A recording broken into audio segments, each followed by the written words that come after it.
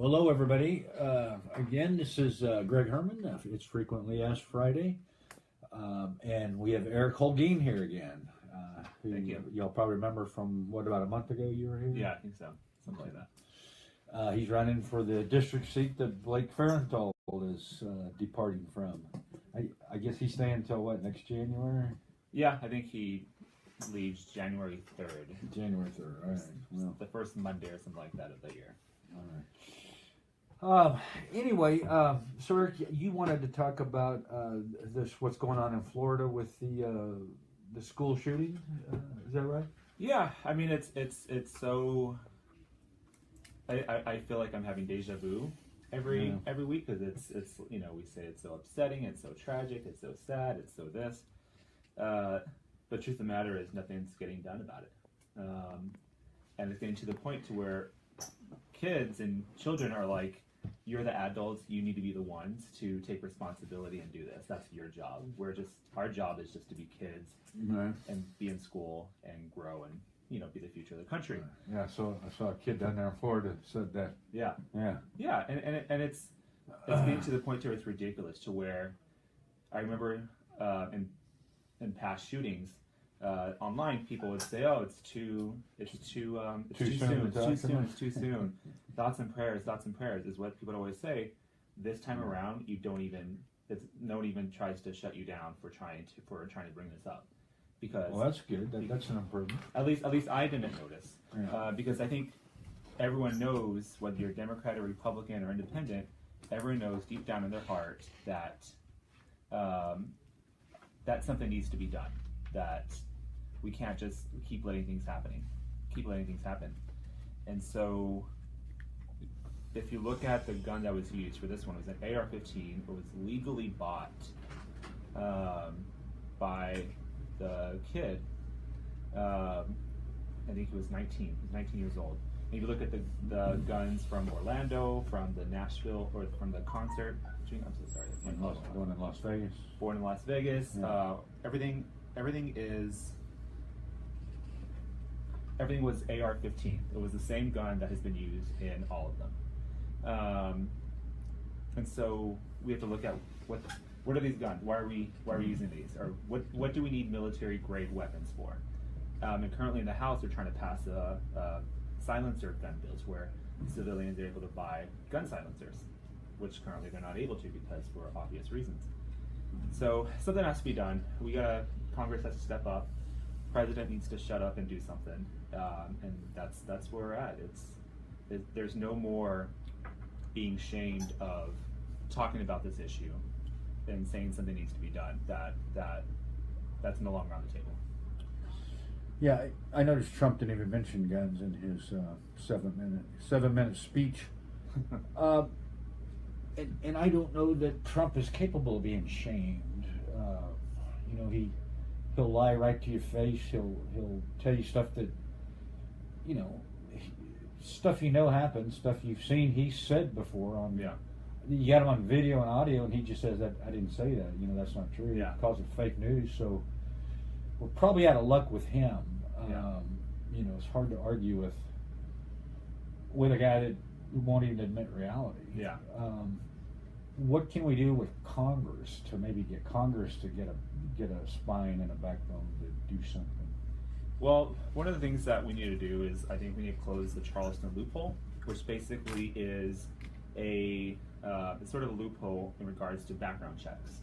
And what it does is, if a background check on someone trying to buy a gun is completed within 3 days, the seller can legally sell that gun without having to have done a background check, or without having to complete a background check. On average, there's over 370,000 guns that are legally sold in the United States at brick and mortar stores that are sold without having a background check being completed, because for some reason the check wasn't done within 3 days. And of those 370,000, about 3,000 are sold to people who should not have been able to get access to a gun. So you're looking at 3,000 is quite a lot of people that are not supposed to be legally having guns. So there's that. We obviously have to stand up to the gun lobby. NRA because they put out such misinformation campaigns, and it's so sad that every time there's a massacre, gun sales skyrocket because everyone thinks they're coming for your guns. Right. And I believe in the Second Amendment. I believe every right to protect your home, to protect your family, but you don't need an AR-15 or AK-47 to do so. And this nonsense that I keep hearing, more so from the Republican side of, oh, well, the government's going to come after us. Whatever we have, what's it called? Jade Helm is what something a couple years ago, where they thought Obama was going to send in the National Guard to take over. Yeah, they always say that. Yeah, I mean, people live in a fantasy world, and it's sort of that needs to. We need to snap out of that. The problem, though, as I see it, though, is the NRA keeps funding the pro-gun folks, and if you talk at all about closing any loophole that won't let everybody get a gun, including crazy people, the NRA just comes after you, and they spend a fortune trying to tear you apart, run you down. Like you said, they put out misinformation like Trump does and like the Russians do, troll you. So if you stand up to the gun lobby, they're coming after you. Hey, how does anybody that's running against one of these pro-gun folks deal with that? I think it definitely has to deal with how you're running your campaign and the message that you're putting out. What we're starting to see is if you're pro-NRA, if you're pro-guns, then you are supporting the massacre of these children. Like it's literally the blood of these kids are on your hands because you are siding with an organization that promotes a weapon, I suppose, as opposed to siding with young kids. And that message needs to resonate with the voters. You have to tell these people, look, XYZ over here, he's backed by the NRA, he's funded by the NRA, but he supports an organization that has that has promoted numerous massacres to occur, essentially by indirectly. And it's starting to get to the point where we're pro-lives, like we're if you care about a life. And I mean, in 2012, we thought the massacre of 20 kids in Sandy Hook, we thought that was going to be like all right, now it's time to do something, but it wasn't. And I could probably even say that the shooting the day before yesterday was the final straw, but it's probably not. I mean, that's true. So it depends on the candidate and having that backbone and be able to power through what they're going to throw at you. So I guess that's my question. So how do you get that word out when NRA is going to start spending, money going, hey, Eric Holguin wants to come take your rifle, and Aaron Holguin wants to come take your handgun that you use for self-defense. Yeah. And Aaron Holguin wants to take all your guns away. Yeah. How do you get people to because they're going to come after you on TV, on radio, newspaper, social media. Yeah. How do you get around that? I mean, there's I wish I could say this is how you do it, but I think the matter is having a strong candidate that's message is able to resonate with voters. Because if you look at, I mean, I hate using an example, but Hillary outspent Trump 2-1 in terms of on the campaign, and his message resonated with people. And so it's about having voters believe in your message and having voters know that you're sick and tired of seeing kids being killed. And it's really driving in that emotional message to the voters, and that's what it is. I mean, they could spend all the money. Me personally, they could spend whatever they want to attack me, go for it. But it really is connecting with people and letting them know that we're sick of this. Okay. And then how do you combat Twitter and even Google? Because Google, ranks whatever Twitter says is trending, and Twitter's got all these fake robots.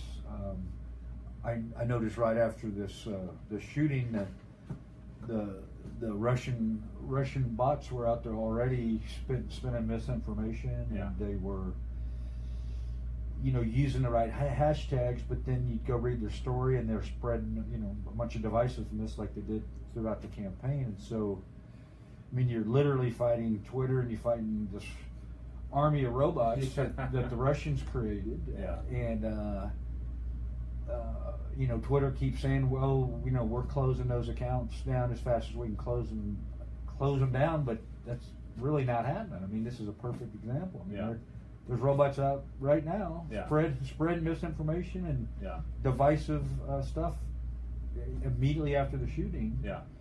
So, you know, I don't even know who to report this stuff to anymore to even try to get them. I mean, Twitter isn't going to police themselves, obviously. Yeah. So, how do you go about stopping this and taking on? I mean, you can't take on the whole Russian army. I mean, they supposedly have a building over there with 1,000, you know, propaganda people that just create these fake bots and just put out this fake news all day long. Yeah. How do you deal with it? I think Unilever is a great example of taking action on a lot of that.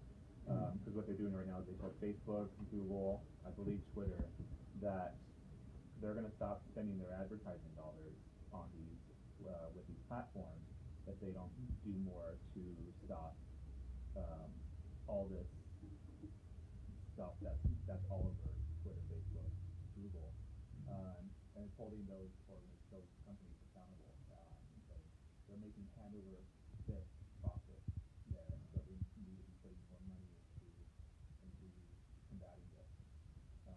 And I think Congress in the next couple of years is probably going to be implementing laws to where if your platform is you know, Facebook is now the new email. Yeah. So it's not necessarily, I don't want to say it's regulation, but this is what's going to happen.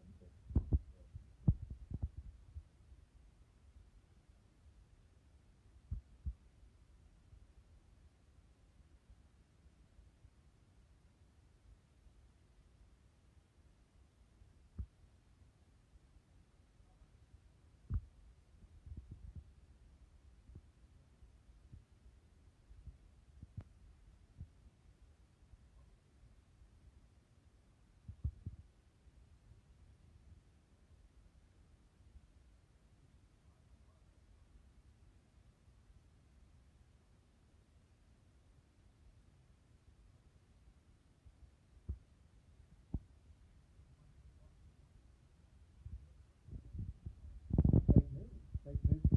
Yeah. I mean, please think we got to get this done before the election.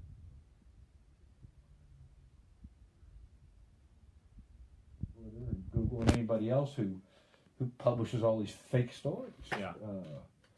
So hey, how do we do that? I think we're going to see a tide of, and I don't even want to say blue tide. I just want to say human tide. Because we're seeing more and more people be pushed to the left and more people be pushed to the right. And then we're going to start seeing sort of these groups of people say that, all right, you know, yes, I'm a Republican, or yes, I'm a Democrat, but, you know, more so on the Republican side. Yes, I'm a Republican, but I no longer identify with what this party stands for. And with my race, I have been seeing a lot of that. I've had, there was this instance in Victoria where a Victoria ISD trustee came to one of my roundtables, and she's always voted Republican, and she says, I no longer stand for what the Republicans do or stand for, and in terms of the Republican candidates for this race, I don't support them. You seem like you have statesmanship. You seem like you know how to talk about the issues. You seem like you know how to work with people, and so it's you know, it's getting these Republican electeds out of office. But it's also letting people know that this country, if you're American and you're pro-American, that we can't be putting politics or political parties over the people. And I think we're going to see that across the country. I mean, we've already been seeing it left and right. Alabama, Virginia, Wisconsin, Ohio, a lot of state races and local races of deep red districts turning quote-unquote blue, just because people are fed up with the political party. All right, so I've got a suggestion. You mentioned Unilever, and they've had the courage to stand up to Facebook and say, listen, if you don't quit putting out this fake news, we're going to quit advertising. I know Unilever makes Lipton tea, and They make everything. you know some other products that they make. They make soaps. They make food. Like they own tons of companies. So I mean, I'd say just everybody ought to go Google Unilever, see what stuff they make, and I would start buying their stuff versus the competitors.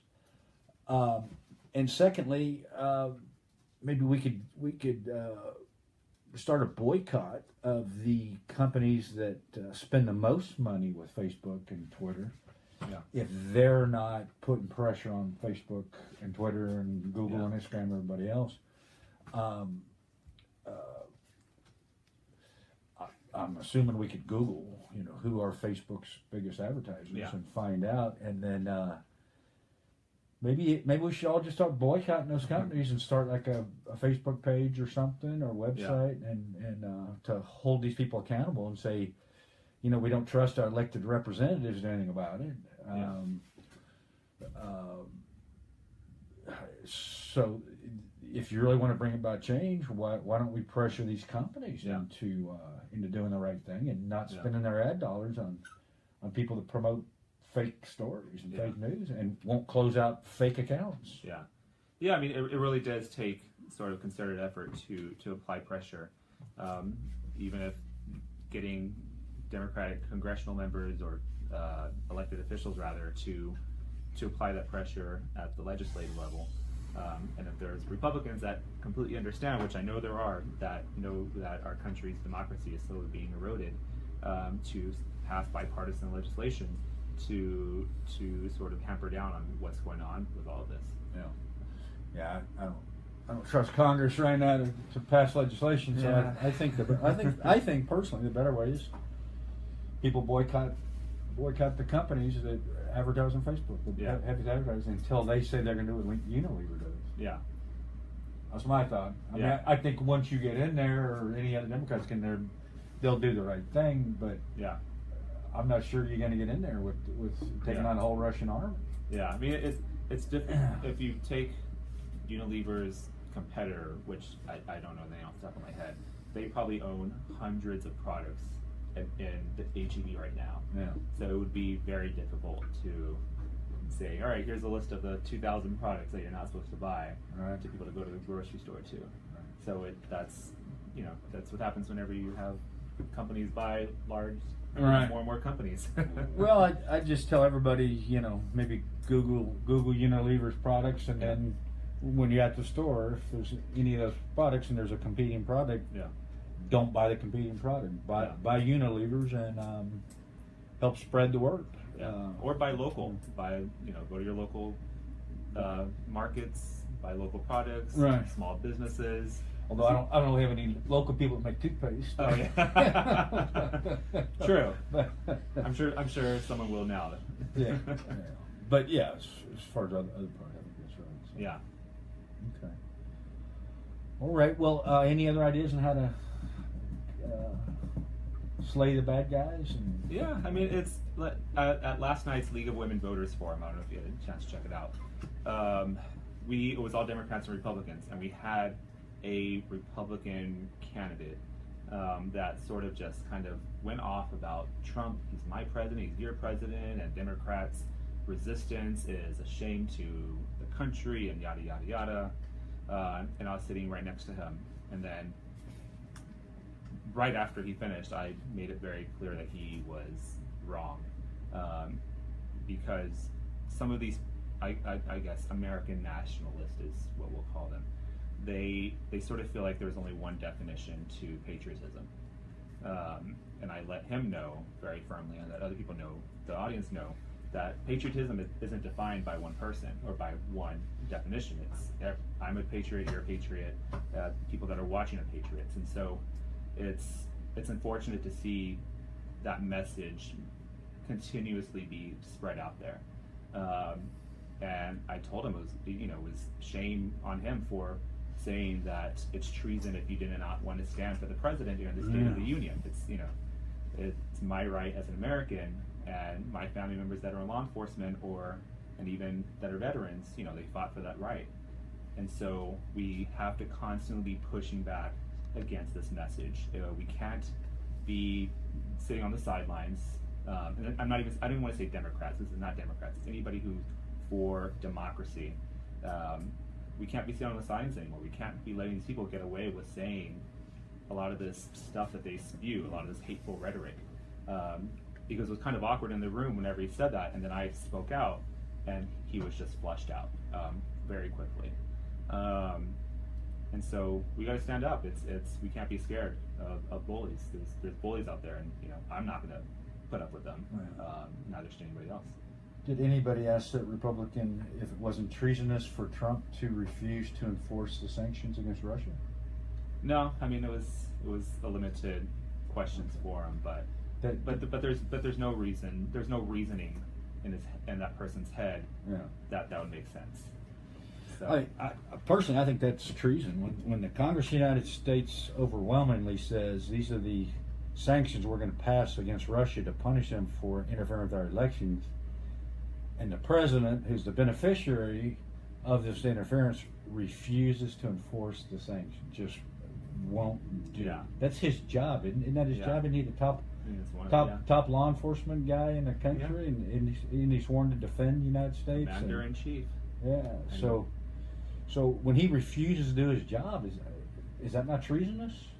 Yeah, I mean I'm sure there's a legal technicality in regards to treason against the country, but in theory, yes, that's treasonous because he's not upholding the best interest of America. Yeah, I think that'd be a good question if y'all have no one of these forums where those Republicans show up, is ask them why that's not treason. Yeah, for Trump to refuse to enforce the sanctions. Yeah, that's a good question. When Congress told him to do it, I think only 2 people in the whole Congress voted against it. It was an overwhelming majority. Yeah, said punish Russia, and Trump's just refusing to do it. Yeah, there's a lot of things he's refusing to do. Yeah. So. I know. All right. Well, I think we're past our time. Okay. If anybody wants to get a hold of you or donate to your campaign or anything, hey, how would they go about doing that? The website's ericforus.com. I'm on Twitter, Facebook, Instagram, but pretty easy. ericforus.com. My email, everything's on there to get a hold of. All right. All right. Well, thank you, Eric. Thanks for coming back in, and thanks everybody here for tuning in today. I know we got a little bit political, but sometimes you just kind of get fed up, and you can't take all the crap anymore. So yeah. All right. Well, until next Friday. Thanks everybody for tuning in, and we'll see you next Friday.